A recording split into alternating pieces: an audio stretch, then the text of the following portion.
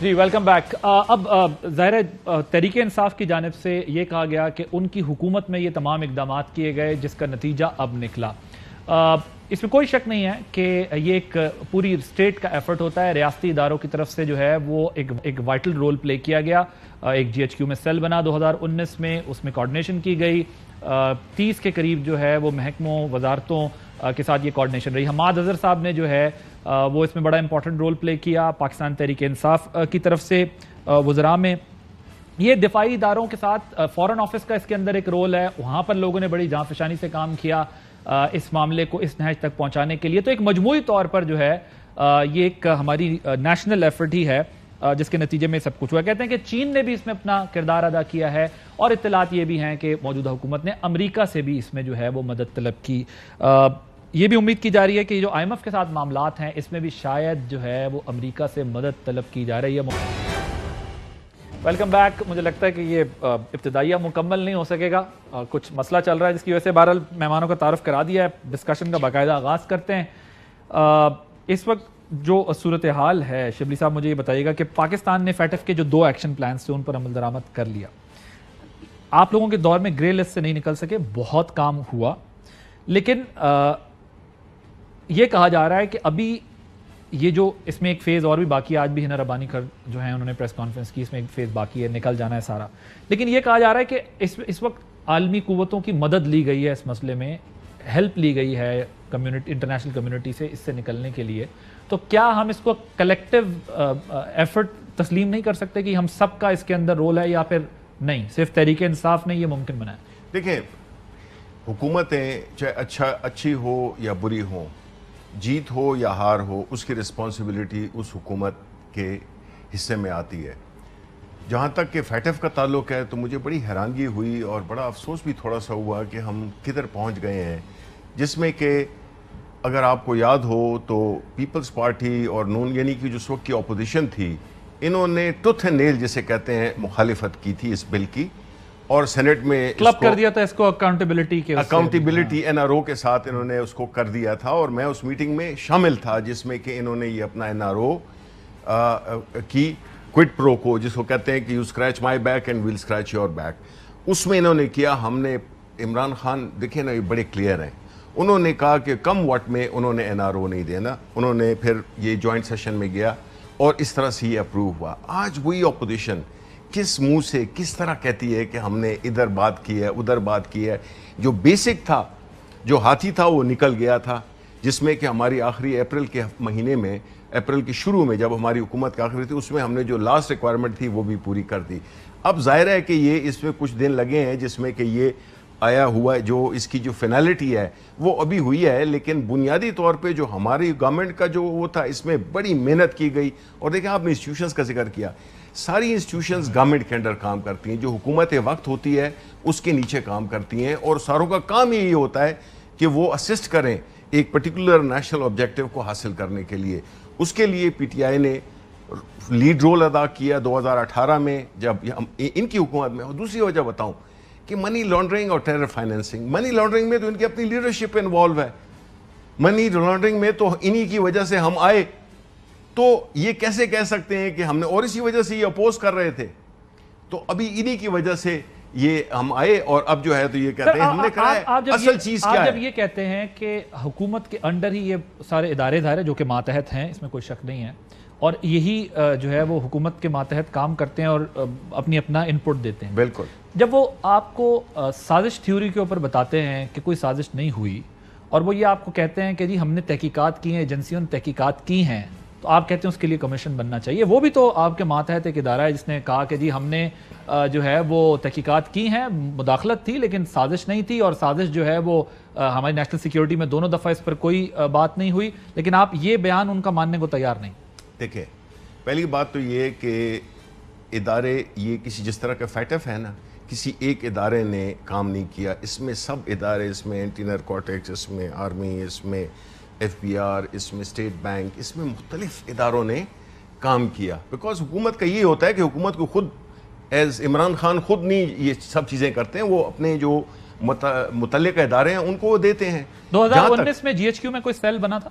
دیکھیں, اب ہم کہیں کہ جی DGMO کی نہیں دیکھیں ہم نے تو پھر اس طرح کووڈ میں بھی سیل بنایا تھا. دیکھیں یہ تو بڑی اچھی بات ہے نا. دیکھیں حکومت کے جو جتنی بھی ادارے ہوتے ہیں اس کے ماتحت جتنی بھی ادارے ہوتے ہیں, بٹ میں کہہ رہا ہوں کوئی سیل بنا تھا, بنا ہوگا, ڈیفینیٹلی بنا ہوگا. اگر کوئی کہہ رہا ہے تو بنا ہوگا نا. دیکھیں میں اگین یہ کہتا ہوں, آرمی چیف کا سٹیٹمنٹ ہے اس کے اوپر, انہوں نے کہا کہ وہ سیل بنایا گیا اور پھر کوارڈینیشن وہاں سے شروع. دیکھیں اس میں حکومت وقت جو ہوتی ہے وہ ساری چیزوں کو لیڈ کرتی ہے کیونکہ اس کی رسپانسبلٹی ہوتی ہے, اور یہ ادارے جو ہوتے ہیں یہ حکومت کے ماتحت ہوتے ہیں, یہ انڈیپینڈنٹلی کام نہیں کر رہے ہوتے. لیکن کیا ایسا ہے کہ 2019 تک صرف 5 پوائنٹس پہ کام ہوا تھا اور باقی کے پوائنٹس پہ یہ سیل بننے کے بعد کام ہوا؟ دیکھیں اس گورنمنٹ نے لیڈ لی, اس پارٹی کا تو بنیادی اصول یہی تھا کہ جو جتنی بھی ہم یہ منی لانڈرنگ کے کرپشن کے کیسز چل رہے ہیں وہ تو پاکستان تحریک انصاف ہی نہیں اس کا فلیگ بیئرر ہے نا, وہی لیڈ کر رہا تھا اور لیڈ کر رہا ہے اور لیڈ کرے گا.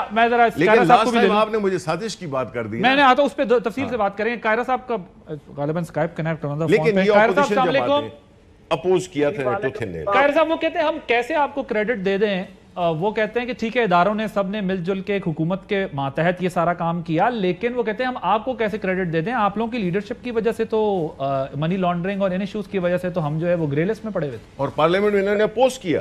ہاں وہ تو ہسٹری ہے. پہلی بات تو یہ ہے میں کب ان سے کریڈٹ مانگ رہا ہوں, اور یہ کون ہوتے ہیں کریڈٹ دینے والے؟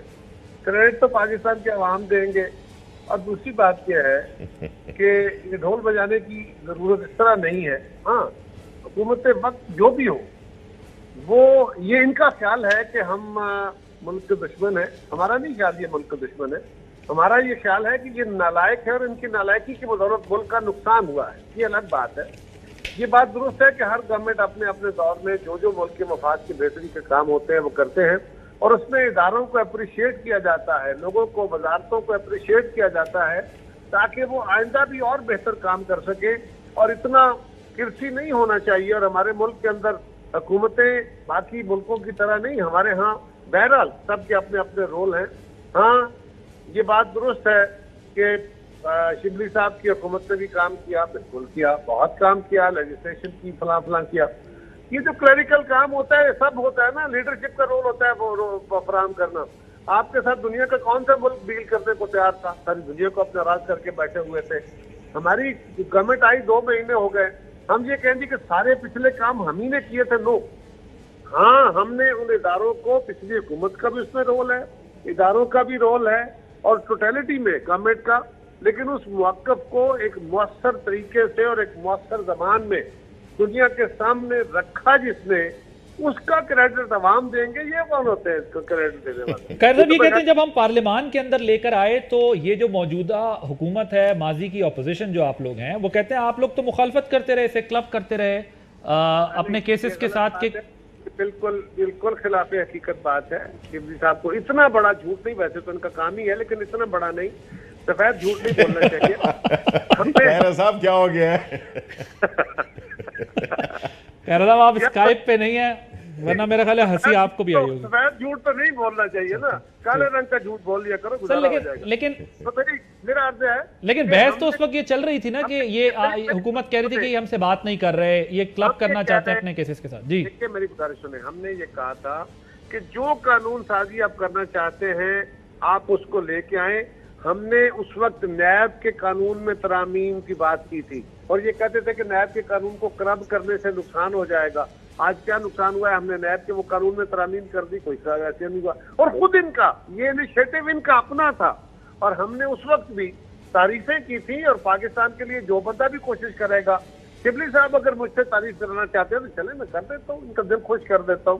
لیکن جتنا کسی کا حصہ ہے وہ عوام اس کو دے گی. اللہ کرے اس کریڈٹ کو سارے بانٹے, سب لے, شبلی صاحب سارا لے لے, چلے یہ سارا کریڈٹ لے لے. اللہ کرے پاکستان کی بہتری کا سامان پیدا ہو سکے. ان کی نالائکیوں کی بدولت ہی پاکستان کی اکانومی بھی, خارجہ پالیسی بھی, یہ سارے معاملات ہمارے الجھے تھے. اور اگر آپ کے ساتھ خارجہ تعلقات دنیا کے استوار نہ ہو تو یقیناً ایسے فورم سے آپ کو نقصان ہوتا ہے. تو آپ جب شبلی صاحب کی حکومت کو آپ یہ کہتے ہیں کہ ان کی وجہ سے آپ جو ہے ڈپلومیٹک آئسولیشن میں چلے گئے تھے, اب آپ کی حکومت آنے کی وجہ سے آپ یہ تسلیم کر رہے ہیں کہ جو بین الاقوامی عالمی قوتیں ہیں وہ اب دوبارہ سے جو ہے وہ آپ کے ساتھ روابط بحال کر رہی ہیں اور اس میں ان معاملات میں آپ کی مدد کر رہی ہیں, اور آگے شاید IMF کے معاملے میں بھی مدد کریں گی.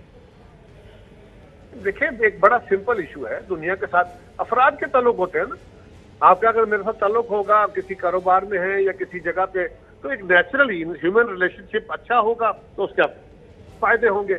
इसी तरह अक़वाम आलम के भी ताल्लुक अगर अच्छे होंगे, किसी हुक्मरान के बारे में उनका व्यू अच्छा होगा, बेहतर केस प्रेजेंट करने वाला होगा, लोग दुनिया के साथ आप मामला करने में बेहतरी और इंतहा पसंदी की तरफ न जाने वाले होंगे, तो आपके तरफ लोगों का अच्छा रवैया होगा। इसमें तो कोई दूसरी राय है नहीं। ठीक है जनाब शिवली साहब, वो कहते हैं कि जी आप लोग इल्ज़ाम लगा रहे हैं हमारे ऊपर, ऐसी तो कोई बात नहीं थी, हमने जो है वो इसके ऊपर ऐसा कुछ नहीं किया। फेटफ पे जो आप कहते हैं ना क्लब किया उसको नहीं, देखिए जी ये तो इसकी तो दूसरा आप आइसोलेशन में ले गए थे पाकिस्तान को, वो कह रहे हैं अब हम बहाली की तरफ ला रहे हैं। देखिए ये इस चीज़ की तो दुनिया गवाह है कि किसने अपोज किया, ये तो तारीख का एक हिस्सा है, और अपोजिशन ने न सिर्फ अपोज किया बल्कि इन्होंने वॉकआउट भी किया था। अब दूसरी बात आते हैं आइसोलेशन पे। अब आइसोलेशन का जहाँ तक ताल्लुक है तो मेरा ख्याल है ये भूल गए हैं कि मुल्क में बड़े अरसे बाद एक जुल्फ़िकार अली भुट्टो ने की थी, जो बानी थे इस इस्लामिक सरबराह कॉन्फ्रेंस की। इसने हमने कोई 16-18 साल बाद इस्लामिक कॉन्फ्रेंस की आलमी, जिसमें के तमाम ममालिक के वज़राए ख़ारजा और उनके सीनियर लोग आए। तो कैसी आइसोलेशन, 52 मुल्क हैं, इस्लामी मुल्क हैं।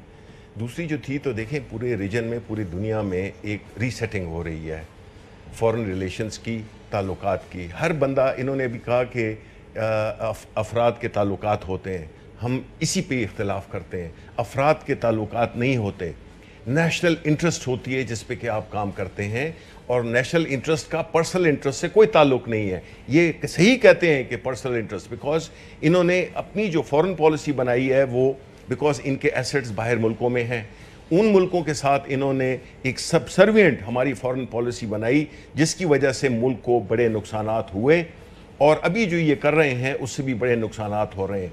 हमने रशिया के साथ, हमने टर्की के साथ, हमने चाइना के साथ एक नया अपनी रीअलाइनमेंट कर रहे थे, जबकि ये लोग जो कि दूसरा ग्रुप है, यानी कि जो आज की गवर्नमेंट है, इनका मकसद सिर्फ यही है कि आप वो वाली फॉरेन पॉलिसी जो कि गुलामी पे मबनी हो, जो पे इंडिविजुअल इंटरेस्ट पे हो, न कि एक नेशनल इंटरेस्ट। दो चीजें, एक तो ये कि आपकी हुकूमत ने माजी में ये बयानात दिए, उन्होंने कहा कि ये अब जो है टेक्निकल से ज्यादा फेटफ जो है वो पॉलिटिकल मसला हो गया।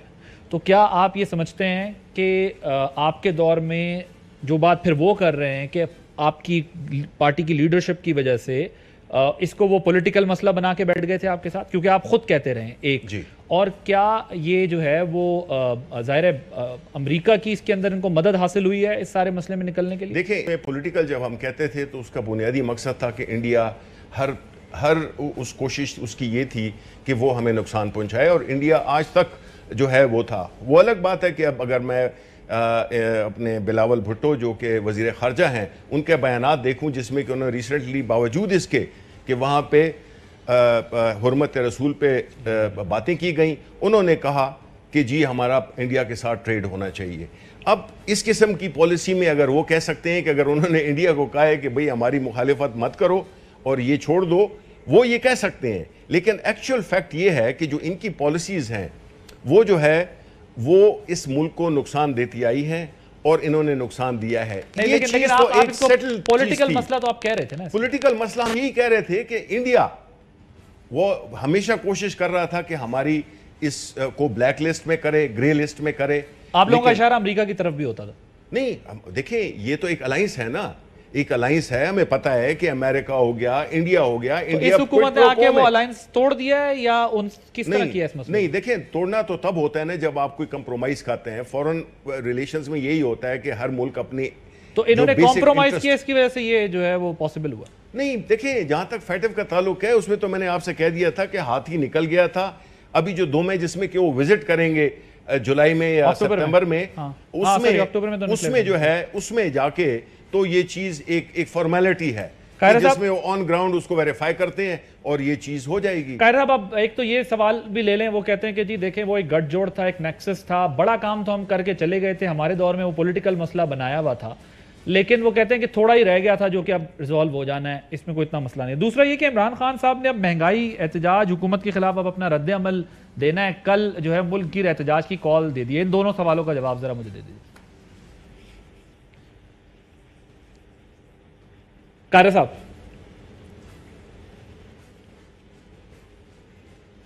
हेलो जी खैर साहब, आपको आवाज आ रही है? जी आ रही है जी, दो बातें मैंने उन्होंने गुजारिश की ना कि शिवली साहब को चाहिए कि वो काले रंग के झूठ बोले, सफेद रंग के नहीं। क्योंकि ये कहना कि इनके दौर में टर्की के साथ ताल्लुक बड़े अच्छे हो गए थे, चाइना के साथ ताल्लुक बड़े अच्छे हो गए थे और ईरान के साथ ताल्लुक बड़े अच्छे हो गए थे, आपने उसका सीपैक का जनाजा निकाल दिया। आपके पूरे दौर के अंदर वो सीपैक का सारा प्रोसेस बंद रहा। चाइनीज हमसे नाराज रहे, सारी दुनिया जानती है। टर्की के साथ आपके ताल्लुकात कैसे रहे, सऊदी अरेबिया आपसे नाराज रहा, यूरोपियन यूनियन आपके साथ नाराज रही। कौन सा मुल्क था जिसके साथ आपके ताल्लुक बेहतर थे? हाँ, हिंदुस्तान के लिए दुआएं आपने की थी कि अल्लाह करे मोदी जीत जाएगा तो कश्मीर का मसला हल हो जाएगा। ये वो हो सकता है, वो भी नाराज रहा। लेकिन गुजारिश ये है कि इसमें कोई शक नहीं है, ये जो भी गवर्नमेंट ऑफ द डे होगी, गवर्नमेंट ऑफ द डे अपनी ड्यूटी अदा करेगी। कोई अच्छे तरीके से करेगा, कोई कमजोर तरीके से करेगा। तो मैं ये तो नहीं कहता कि खान साहब की और शिवली साहब की हुकूमत ने काम नहीं किया। हाँ, मैं ये कहता हूँ कि इन्होंने नालायकों की तरह काम किया, उतना अच्छा काम नहीं किया जितना करना चाहिए था। बट इनका भी क्रेडिट बनता है, इनको भी मिलना चाहिए। यस, इसमें कोई शक नहीं है। ये किसी एक दिन में, किसी एक वक्त में, किसी एक इदारे में, किसी एक गवर्नमेंट ने नहीं कर दिया। लेकिन तो कह साहब ये इससे हमें हमें इससे एक लेसन मिलता है ना, इससे एक हमें लेसन मिलता है। ये बहुत पहले कर सकते थे। ठीक, देखिए शायद मैं गुजारिश करूँ, मुझे ब्रेक लेनी, बहुत पहले हो सकता था। मसलन पार्लियामान से आपने कुछ चीजें पास करानी थी। जब हम पहले दिन कह रहे थे कि खान साहब आइए वे फॉरवर्ड डिजाइन करते हैं, इन्होंने कहा ये एनआरओ मांगते हैं, एनआरओ मांगते हैं, एनआरओ मांगते हैं। वो वक्त था ना, हमारी गवर्नमेंट अगर होती तो हम उस दौर में यकीनन मशावरती अमल के तहत सारे काम करते थे, सारी जमातें ऑन बोर्ड होती थी। और वो काम जो आज जाके इतने सालों में इन्होंने किया, लोगों को नाराज कर करके किया, वो काम हम और वो इक़दामात। लेकिन कायरा साहब वो यही तो कह रहे हैं कि हमने जिस वक्त ये बात की तो देखिए ये जॉइंट सेशन से पास इसीलिए कराना पड़ा ना, क्योंकि जब उन्होंने कहा कि जब हमने ये बात की, अगर उस वक्त इस मसले पे बैठ जाते, जो केसेस वाले मसले या जो नैब के लॉस थे या दूसरे थे, उनको बाद में डिस्कस कर लेते। वो कहते हैं क्लब किया जब ही तो डिले हुआ, वरना ये फिर बहरहाल जॉइंट सेशन से हो गया। हमने नहीं किया, क्लब नहीं किया। ये बात इनकी तरफ से आई थी कि नैब लॉ में रिफॉर्म्स करनी चाहिए। हमने कहा जी 30 दिन पे ना करना। चले लेट्स मूव फॉरवर्ड। मुझे एक ब्रेक लेनी है, ब्रेक के बाद वापस आऊंगा। तो अब वो एहतजाज के लिए सड़कों पे निकाले, आगे हुकूमत की क्या हिकमत अमली होगी। और कुछ ये बात भी अब सामने आ रही है, ये कहा जा रहा है कि क्यों इस हुकूमत को हटाया गया। अगर यही महंगाई आपने करनी थी, यही डॉलर का रेट और महंगाई, पेट्रोल डीजल यहीं पहुंचाना था, तो फिर इनको क्यों हटाया गया था। तो आज की हुकूमत की तरफ से क्या मौक़िफ़ इख्तियार किया जा रहा है कि क्यों इतना जल्दी में सब कुछ किया गया। एक ब्रेक के बाद से बात होगी। Welcome back. कायरा साहब जरा क्विकली बताइएगा, आप एहतजाज के लिए सड़कों पर होंगे। खान साहब, आप लोगों के बारे में ये तासुर दिया जा रहा है कि आप लोग जो है मतलब करने क्या आए थे। अगर इतनी महंगाई करनी थी और एज इट इज IMF के प्लान पे इम्प्लीमेंट करना था, तो हुकूमत लेने की क्या जरूरत थी। फिर इलेक्शन में चले जाते, इलेक्शन करा देते। ये एक सवाल उठ रहा है। साथ ही आपके वफाकी वजीर खुर्रम दस्तगीर साहब ने तो एडमिट कर लिया है कि हम इसलिए आए हैं कि अगर हम ना आते तो हमारे ऊपर केसेस होते और हम में से कोई भी जो है वो सियासत में ना होता। इसमें जवाब तो सर वही दे सकते हैं, मुझे नहीं पता सर। इत्तेहादी हुकूमत है, आधा तो देना पड़ेगा एक दूसरे का जवाब। नहीं, जितना जवाब है जी बिल्कुल, जो जवाब उन्होंने अपनी पर्सनल कैपेसिटी में दिया है, उनके अपने एक्सपीरियंस की बात है। मैं तो टोटलिटी की बात करूंगा और बिल्कुल ऐसा है। आपका क्या एक्सपीरियंस है? हमने ये हुकूमत ली, सोच समझ के ली। खान साहब की हुकूमत को घर भेजा इसलिए कि हम समझते थे कि पाकिस्तान की मईशत हो, खारजा पॉलिसी हो या पाकिस्तान के इदारों के साथ तसादम हो, ये हुकूमत जिस तरह का फाशिस्ट निज़ाम चला रही थी, अगर वही निज़ाम चलता रहता तो पाकिस्तान डिफॉल्ट की तरफ चला जाता, खुदा न खास्ता। और हमारे पास आपका ये सवाल कि जी हमने ये फैसले क्यों किए और हमने IMF की डील को क्यों कंटिन्यू किया, क्या रास्ता था हमारे पास। क्या इमीडिएटली आप आके कट कर देते और IMF की डील अगर कट कर दी जाती, उसके नतीजे में आपको वर्ल्ड बैंक भी, आपको अपने एशियन डेवलपमेंट बैंक भी, आपको बाकी दोस्त ममालिक भी, अगर आपको रोल ओवर या सपोर्ट ना कर पाते, आपको ये तो क्या होता, पाकिस्तान डिफॉल्ट कर जाता। ये बात बहुत हो रही है। आप गवर्नमेंट के कई लोग ये बात कर रहे हैं। मैं जरा शिवली साहब से इसका जवाब लूं और फिर इस पे जरा कुछ दलाइल भी यकीनन आप देंगे कि वो कैसे मुमकिन था। एक तो आप होते تو آپ بھی یہ فیصلے آپ کو کرنے پڑتے. لیکن اگر آپ نہیں کرتے, جیسے کہ آپ نے فروری مارچ سے یہ ہولڈ کر دیے تھے سارے ڈیسیجنز, آپ کا موقف تو یہ نا کہ جی ہم نے عوام کے سوچتے ہوئے کہ جی کدھر 60 روپے پیٹرول ڈیزل پہ 100 روپے اس طرح ہم بڑھاتے رہیں. وہ یہ کہتے ہیں آپ آئی ایم ایف کے جو معاہدے کی وائلیشن کر ہی اس لیے رہتے کہ پاکستان ڈیفالٹ کر جاتا, اور جب پاکستان ڈیفالٹ کر جاتا تو پھر اس کے بعد آئی ایم ایف اپنی شرائط کے اوپر یا امریکہ یا انٹرنیشنل فورسز اپنی شرائط کے اوپر آپ سے وہ چیزیں کراتی جو تصورات سے بھی محال ہے. دیکھیں جی, پہلی بات تو یہ ہے کہ یہ ڈیفالٹ کرنے جا رہے ہیں اور ڈیفالٹ کے نتیجے میں ملک کا یہ نقصان ہوگا, میری اور آپ کی بحث چھوڑ دیں. ہاں, وہ انہوں نے ایک انٹرویو دیا نا جس میں انہوں نے کہا تھا کہ ملک اگر ڈیفالٹ ہو گیا تو پھر خدا نہ خواستہ 3 ٹکڑے اللہ نہ کرے. لیکن وہ دیکھیں بیسیکلی بات یہ تھی کہ ہم نے کووڈ کے بعد اس اکانومی جس طرح کی ہمیں ملی تھی, اور اس وقت بھی آئی ایم ایف میں جانا پڑا تھا, جس طریقے سے ہمیں حکومت ملی تھی, اس کے بعد کووڈ آ گیا اور ہم نے بڑے ڈیلیکیٹ, بڑا ایک فریجائل اکانومی تھی, لیکن ہم اس مشکل میں سے نکل آئے تھے. ہماری جو اکانومی تھی اس نے ڈائریکشن بھی پکڑ لی تھی, سارا ہم نے وہ فگر بات ہے. اب آتے ہیں آئی ایم ایف کی چیزیں فروری سے کیوں. دیکھیں آئی ایم ایف کی طرف آنے سے پہلے میں یہ بتانا چاہوں گا کہ وہاں پہ پھر یہ کیا ہوتا ہے. وہاں پہ وہ لوگ جو کہ مہنگائی مارچ کرتے تھے, قائرہ صاحب کی پارٹی کے چیئرمین مہنگائی مارچ کر کے آئے تھے, مہنگائی مکاؤ, اس پہ عمل یہ کر رہے ہیں جس میں کہ ہم نے ان پہ کوئی تشدد نہیں کیا, نہ پولیس کھڑی کی, بیکاز ہم نے کہا 1000 2000 5000 لوگ یہ کہ آ رہے ہیں, یہی پیپلز پارٹی کی اسٹرینتھ یہی ہے. جو جہاں تک کہ اسٹریٹ پاور کی تعلق ہے, وہ کنی کیا جو ہمارے ساتھ کیا پولیس نے اور سب کچھ, وہ سب کے سامنے ہے 25 مئی کو. اب جب اس کے بعد جب ہم آئے, ہم نے اکانومی کو اسٹیبلائز کر لیا تھا, اور یہ ہمارا ماننا ہے کہ اس وقت بھی بڑی فریجائل سچویشن تھی. اس وقت بتایا بھی گیا کہ دیکھیں جی اس وقت کوئی بھی ایڈونچر جو ہے وہ ملک کے لیے خطرناک ثابت ہوگا, کیونکہ وہی ہوا جس کا کہ ڈر تھا. اور جو خرم دستگیر نے جو باتیں کی ہیں وہ تو اب بالکل اس نے سارا قصے سے پردہ اٹھا دیا ہے, جس میں کہ وہ یہی کہہ رہے ہیں کہ انہوں نے اپنے آپ کو بچانے کے لیے, یعنی اپنی کرپشن کو بچانے کے لیے, اپنے آپ کو این آر او دینے کے لیے انہوں نے گورنمنٹ کو ایکسپٹ کیا, نوئنگ ایوری تھنگ. اب آپ بھی الیکشن کا ایڈونچر مانگ رہے ہیں جو آپ ان کو کہہ رہے تھے. سنیں میں ذرا سوال تو کرنے دیں. الیکشن کا ایڈونچر اب آپ بھی مانگ رہے ہیں, سڑکوں کے اوپر اب آپ بھی نکل رہے ہیں, یہ بھی نکل رہے تھے, اور آپ نے ان کی وجہ سے ہی جو بھی آپ کا آرگومنٹ ہے کہ پرائسز یا چیزیں اس طریقے سے نہیں بڑھائیں کیونکہ ایک احتجاج ہو رہا ہو, دوسری طرف عوام پہ برڈن ہو, یہ ساری چیزیں, تو اب تو آپ بھی وہی سب کچھ کر رہے ہیں. نہیں, ہم بالکل وہ نہیں کر رہے. دیکھیں ہمارے لیے بڑا کلیئر تھا. نیشنل سیکیورٹی پالیسی جو کہ بنی تھی ہمارے وقت میں, اس میں ایک بڑا امپورٹنٹ پلر تھا, وہ تھا اکنامک سیکیورٹی کا. اب جو ہے کیونکہ ہماری جو حالات ہیں وہ یہی ہیں کہ اکنامک سیکیورٹی کی وجہ سے نیشنل سیکیورٹی بندی ہوئی ہے, اور ان جیسی حکومت کو لانا اس کا مطلب ہے کہ نیشنل سیکیورٹی, کیونکہ اکنامک سیکیورٹی تو بالکل ہیز گون فار اے 6, وہ تو بالکل انہوں نے بیڑا غرق کر دی ہے. جو نالائکی کا ذکر یہ کر رہے تھے, تو آپ تو ہم سے بھی زیادہ نالائق, ہم نے تو پھر بھی لوگوں کو ایک قابل حد تک ایک بوجھ ڈالا تھا. آپ نے تو بالکل ان کو آپ یہ کہہ رہے ہیں نالائکی کا مقابلہ ہو رہا ہے بیسیکلی. نہیں, یہ تو ہمیں کہتے تھے نا بقول ان کے کہ ہم نالائق تھے.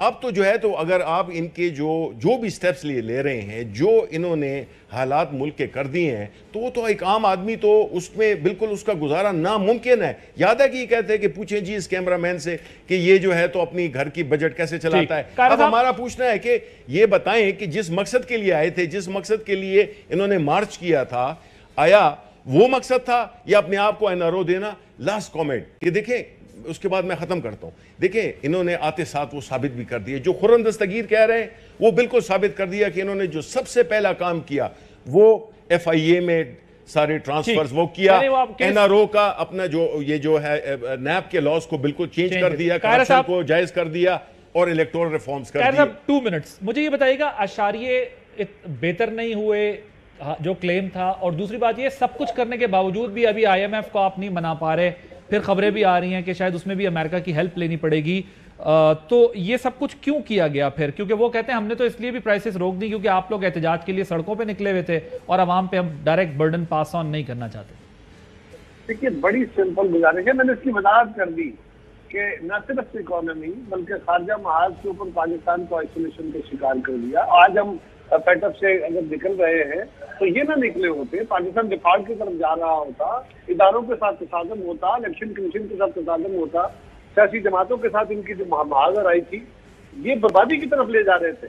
ابھی بڑی صورتحال خراب ہے, لیکن ہم نے آ کے 2 مہینے کا ہم نے اپنی ڈائریکشن سیٹ کیا. مسئلہ یہ ہے کہ IMF کے ساتھ آپ کو اگر ڈیل کٹ کرنی ہے, اسے باہر نکلنا ہے, تو آپ کو تھوڑا ٹائم چاہیے ہوگا نا.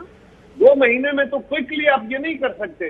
اس وقت تو آپ جس فلو میں کام چل رہا تھا آپ نے وہ کیا, لیکن ان 2 مہینوں میں آج اگر عالمی منڈی میں تیل کی قیمتیں جو ہے وہ ایکسیپشنلی بڑھ گئی ہیں. ان کے دور میں جو $75 سے نہیں بڑھی, آج وہ اگر $125 کراس کر گئی, $120 کراس کر گئی, تو اس کا امپیکٹ تو بہرحال ہے. 110 پہ آ گئی ہے. لیکن ہم نے, ہاں یقیناً اچھی بات ہے, اگر نیچے آئیں گی تو ہم بھی چیزوں کو نیچے کریں گے, لیکن اس کا جو ایکچوئل امپیکٹ ہوتا ہے وہ 15-20 دن کے بعد جا کے آتا ہے. سندھی صاحب آپ کو تو پتہ ہی ہے. لیکن میں گزارش کر رہا ہوں کہ اس انکریز کا جو امپیکٹ وہ جانا تھا خزانے پہ, اب یہاں وہاں پہ پاس آن ہونا تھا, اس کا کچھ حصہ پاس آن کرنے کے بعد کیا ہم نے اس بجٹ میں اس ملک کے طاقتور کو, اشرافیہ کو ٹیکس نہیں کیا؟ ہم نے کوئی انڈائریکٹ ٹیکس نہیں بڑھایا, ہم نے تو ڈائریکٹ ٹیکسز کی طرف گئے. سر ہم نے آپ کی طرح یہ جو ہے وہ آپ ظاہر ہے وہ جس انڈسٹریلسٹ کی آپ بات کر رہے ہیں, جدھر آپ نے وہ ٹیکس پاس آن کیا وہ سبسڈیز دیتے رہے, لیکن جو ہم جیسے سیلریڈ کلاس ہے ان کے اوپر تو جو سلیبز اور ٹیکسز جو دیتے ہیں ٹیکس, انہی کے اوپر مزید پڑا ہے. یہ پروگرام کی سیگمنٹ کا وقت ختم ہو گیا سر. کون سا ٹیکس سر ہم لوگوں یہ جو سیلریڈ کلاس ہے وہ تو ماری گئی ہے. جو ٹیکس نیٹ میں لوگ تھے آپ نے انہی پہ ٹیکس نیٹ, آپ نے نیا ٹیکس بڑھایا. مجھے بتا دیجئے ریشو کہاں بڑھی ہے آپ کی؟ سر ریشو, سیلری کہاں بڑھی ہے جو ریشو بڑھے گی؟ سیلری ہمارے دور میں 15%, یہ تو اب مائنس ہو گئے, جو سیلریز تھی وہ تو مائنس میں چلی گئی ہماری. ایسا نہیں کرو 15% آتے ہی بڑھائی, 15% ہم نے بجٹ میں بڑھائی, اور جو ان کے ٹیکسز یا باقی چیزیں تھی سیلریڈ کلاس کی, جو سرکاری ملازم تھی. سر 2 وجوہات ہیں نا قاہر صاحب, انفلیشن کی وجہ سے, روپی ڈی ویلیو ہونے کی وجہ سے, تو وہ پیسے کی برت نہیں بچی نا. یہ الگ کہیں کہ اس کا میں مان لیتا ہوں. سر تھینک یو سو مچ, وقت ختم ہو گیا. تھینک یو سو مچ قمر زمان قاہرہ صاحب, شبلی فراز صاحب. ایک بریک لیں گے, بعد ایک اور اہم ایشو جس کے بعد بات کریں گے after this break. Welcome back. حجاج کرام جو ہیں وہ روانہ ہونا شروع ہو گئے ہیں پاکستان سے. 80-81 ہزار کے قریب تعداد ہے جو جا رہے ہیں. ماضی میں حجاج کو کچھ مشکلات کا سامنا ہوتا تھا. بزرگ اور مختلف جو عمروں کے لوگ ہیں جاتے تھے, فیملیز جاتی تھیں جن کو مسائل کا سامنا رہتا تھا. ان کی امیگریشن کے حوالے سے, دیگر انتظامات کے حوالے سے, لینگویج کا ایشو ہوتا تھا, زبان کی وجہ سے بھی, کمیونیکیشن کی وجہ سے بھی بہت پرابلم ہوتی تھی, جس پر گھنٹوں جو ہے وہ انتظار کرنا پڑتا تھا ایئرپورٹس کے اوپر. اب جو ہمارے سامنے اس وقت ایک نئی ڈیولپمنٹ ہے جو ہم دیکھ رہے ہیں, وہ یہ ہے کہ حجاج کرام کے ان مسائل کے پیش نظر جو ہے روڈ ٹو مکہ کا پروجیکٹ جو ہے وہ سعودی حکومت کی طرف سے شروع کیا گیا, اور یہ ایک بہت زبردست سہولت ہے. یہ ایک ریلیجس ٹورزم کے ساتھ ساتھ جو ہے وہ جو فردر ٹورزم ہے وہاں کا, اس کو بھی پروموٹ کرنے میں امپورٹنٹ کردار ادا کرے گا. ہم دیکھتے تھے کہ عازمین کو امیگریشن پر لمبی قطاروں میں کھڑا ہونا پڑتا تھا, ان مشکلات کا ان کو سامنا رہتا تھا, اور حاجیوں کو اب جو ہے چند ممالک ایسے ہیں جو سعودی حکومت کی طرف سے, جن کو اپنے ملکوں میں, جس میں پاکستان بھی شامل ہے, بنگلہ دیش, ملیشیا اور 2-3 اور ممالک شامل ہیں, جن کو اب کسی انتظار کی ضرورت نہیں پڑے گی. ایک پائلٹ پروجیکٹ کے طور پہ جو ہے یہ پروجیکٹ شروع کیا گیا کہ تقریباً 15,000 عازمین جو ہے ان کا پاکستان کے اندر ہی امیگریشن ہو جائے گی, اور وہ اس امیگریشن کو کر کے وہ جب سعودیہ پہنچیں گے تو انہیں کسی قسم کی کوئی امیگریشن کا سامنا نہیں ہوگا, اور وہ بآسانی اپنے اس مذہبی فریضے کی ادائیگی کریں گے, اور انہیں کوئی مزید انتظار نہیں کرنا پڑے گا. گوگے اس پروجیکٹ کا, روڈ ٹو مکہ کا جو آغاز تھا وہ 2019 میں کیا گیا تھا ایک پائلٹ پروجیکٹ کے طور پہ. رواں برس جو ہے وہ اب 6 جون کو اسلام آباد ایئرپورٹ سے اس کا آغاز ہو چکا ہے. گزشتہ روز جو ہے سفیر جو ہیں سعودی عرب کے, انہوں نے بھی اس کا وزٹ کیا اور سہولیات کا جائزہ لیا, اور اس پروجیکٹ کی جو ہے وہ جو امپورٹنس ہے اس پہ بات کی. جب ٹورزم کی ہم بات کرتے ہیں, ریلیجس ٹورزم کے لیے سعودی عرب نے حالیہ دنوں میں جو انقلابی اقدامات کیے ہیں, یہ اس کی ایک جھلک ہمیں دکھائی دیتی ہے. اب اس میں ہمارے لیے, پاکستان کے لیے بھی ایک بہت بڑا سبق ہے. پاکستان میں ٹورزم کا بہت پوٹینشل ہے. پاکستان کو بھی چاہیے کہ ریلیجس ٹورزم بھی اور دوسرے ٹورزم کے لیے بھی ایسی فیسلٹیز انٹروڈیوس کرائے جس کے ذریعے جو ہے وہ پاکستان آنے والے جو مسافر ہیں, یہ جو ٹورسٹ ہوتے ہیں, ان کو جو ہے وہ پرابلم نہ رہے. یہ جو روڈ ٹو مکہ کا پروجیکٹ ہے یہ بڑا انٹرسٹنگ ہے. اس میں ایک کمپلیٹ سروے کیا گیا جس میں سعودی عرب آمد سے پہلے, آمد اور روانگی, پہنچنے کے بعد, مقامی ٹرانسپورٹ, حرمین کی زیارت, عبادت کے پرامن ماحول اور کچھ اور سعودی مہمان نوازی کے بارے میں زائرین سے کچھ سوالات کیے گئے کہ آپ کو کن ایشوز کا سامنا رہتا ہے. ان سوالات کے کانٹیکسٹ میں ان کو جو ہے یہ فیسلٹی دی گئی. اور اب جو ہے وہاں پر ہم دیکھ رہے ہیں کہ جو محمد بن سلمان کا 2030 کا ویژن ہے، انہوں نے جو ہے اس میں 2030 ویژن کے تحت جو ہے وہ بہت ساری ڈیولپمنٹس کی ہیں. ہمیں دکھتا ہے کہ اب مکہ مکرمہ اور مدینہ کے بیچ میں ایک میٹرو ٹرین چلتی ہے، وہاں پر BRTs کے پروجیکٹس آ رہے ہیں. تو یہ سہولتیں ہیں جو دی جا رہی ہیں تاکہ زیادہ سے زیادہ لوگ آ سکیں اور ٹورزم کی وجہ سے ان کی اکانومی بھی جو ہے وہ اسٹرانگ ہو سکے. ان تمام معاملات پر بات کریں گے. ہمارے ساتھ موجود ہیں حافظ طاہر اشرفی صاحب، معاون خصوصی ہیں وزیر اعظم پاکستان کے برائے مشرق وسطیٰ. طاہر اشرفی صاحب السلام علیکم. وعلیکم السلام ورحمۃ اللہ. جی یہ بتائیے گا کہ یہ کس حد تک پاکستان کے لیے مفید ثابت ہوگا؟ اور ابھی تو ہم دیکھ رہے ہیں 15,000 آدمی جو حاجی ہیں وہ جا رہے ہیں، اس سے فائدہ اٹھا رہے ہیں. یہ آگے اس سے کس طرح مزید فائدہ اٹھایا جائے گا اور یہ کتنا زیادہ ہیلپ فل ہو سکتا ہے اگر یہ پورے ملک میں ہو جاتا ہے پاکستان میں؟ تو بسم اللہ الرحمن الرحیم، نحمدہ ونصلی ونسلم علی رسولہ الکریم. دیکھیے گزارش یہ ہے کہ یہ جو طریق مکہ، روڈ ٹو مکہ پروگرام ہے، یہ تو بہت ہی زیادہ مفید اور بہت ہی زیادہ اس سے سہولت ملے گی حجاج کرام کو. اگر آپ گئے ہوں 90 کی یا 80 کی دہائی میں تو ایئرپورٹ پہ بہت لمبا ٹائم لگتا تھا، بعض اوقات 10-10 12-12 گھنٹے لگ جاتے تھے کیونکہ ایک ہی وقت میں لاکھوں لوگ ہوتے تھے. اب تو الحمدللہ سعودی عرب کی حکومت نے اور خصوصاً خادم الحرمین شریفین شاہ سلمان بن عبدالعزیز اور ان کے ولی عہد امیر محمد بن سلمان جس انداز سے زائرین کے لیے عمرہ والے ہوں یا حج کے سہولتیں پیدا کر رہے ہیں. اب اس طرح تو نہیں ہے لیکن پھر بھی مشکل تو ہوتی ہے. لیکن یہ جو اب روڈ ٹو مکہ پروگرام ہے، اس میں آپ کی امیگریشن آپ کے اسٹیشن پر ہو جائے گی. یعنی جیسے اسلام آباد سے ابھی شروع ہے تو آپ کی امیگریشن اسلام آباد میں ہی ہو جائے گی، آپ کا سامان اسلام آباد سے لے لیا جائے گا اور آپ نے ایئرپورٹ پہ اترنا ہے، گاڑی پکڑنی ہے، اپنی منزل پہ پہنچ جانا ہے، آپ کا سامان وہاں پہنچ جائے گا. یعنی آپ کی امیگریشن بھی ہو گئی، آپ کا کسٹم بھی ہو گیا. اور پھر کل جو سعودی عرب کے پاکستان میں سفیر ہے نواب سعید المالکی، انہوں نے کہا ہے کہ انشاءاللہ اگلے سالوں میں اس کی توسیع جو ہے، اس سال بھی جو ٹیم آئی تھی اس نے لاہور کا بھی دورہ کیا تھا، تو باقی جو جگہ ہے وہاں کا بھی پاکستان سے اگلے سالوں میں انشاءاللہ شروع ہو جائے گا. اور ہم مشکور ہیں کیونکہ 5 ملکوں کے لیے یہ شروع کیا گیا جس میں پاکستان بھی شامل ہے، انڈونیشیا ہے، بنگلہ دیش ہے، مغرب ہے، ملیشیا ہے. تو ہم سعودی قیادت کے بھی مشکور ہیں اور وزیر اعظم صاحب نے بھی آپ نے دیکھا کہ روڈ ٹو مکہ پروجیکٹ کے جو لوگ آئے ہوئے ہیں ان سے ملاقات کی، ان کی تحقیق کی ہے. تو میں سمجھتا ہوں کہ حجاج کرام کے لیے جو ایک ویژن ہے سعودی ولی عہد امیر محمد بن سلمان کا کہ زائرین کے لیے یا وزٹ اور زیارت کے لیے آنے والوں کے لیے زیادہ سے زیادہ سعودی عرب میں سہولتیں پیدا کرنی ہے، روڈ ٹو مکہ پروگرام اسی طرف ایک قدم ہے. اور ہمیں جی آپ مکمل کر لیں، میں نے کلوز کرنا ہے سیگمنٹ. اور ہمیں امید ہے کہ انشاءاللہ تعالی اسی طرح مینا، عرفہ، مزدلفہ میں جو ہمارے حجاج جا رہے ہیں وہاں بھی سہولتوں میں اضافہ ہوگا. ایک بات میں آخر میں آپ کے ذریعے کہنا چاہتا ہوں اور وہ یہ ہے کہ حجاج عبادت کے لیے گئے ہیں، وہ عبادت کریں، وہ سیاست میں یا فرقہ وارانہ نعروں میں ان میں مت آئیں. وہ پاکستان کے لیے بھی دعا کریں، عالم اسلام کے لیے مظلوم. تھینک یو سو مچ حافظ طاہر اشرفی صاحب ہمارے موجود تھے. آپ نے پروگرام دیکھا، عادل عباسی کو اجازت دیجیے. اللہ حافظ. اہم ترین خبریں اب ایک کلک کی دوری پر. آپ کے پسندیدہ ٹاک شوز ہوں یا اہم ملکی یا غیر ملکی شخصیات کی نیوز کانفرنسز، ہر لمحہ باخبر رہنے کے لیے سبسکرائب کریں ہمارا یوٹیوب چینل. موسم کی صورتحال ہو یا کھیل کے میدان سے خبریں، اپنے موبائل فون سے ملکی اور بین الاقوامی اہم خبروں تک رسائی کے لیے ڈاؤن لوڈ کیجیے موبائل ایپ.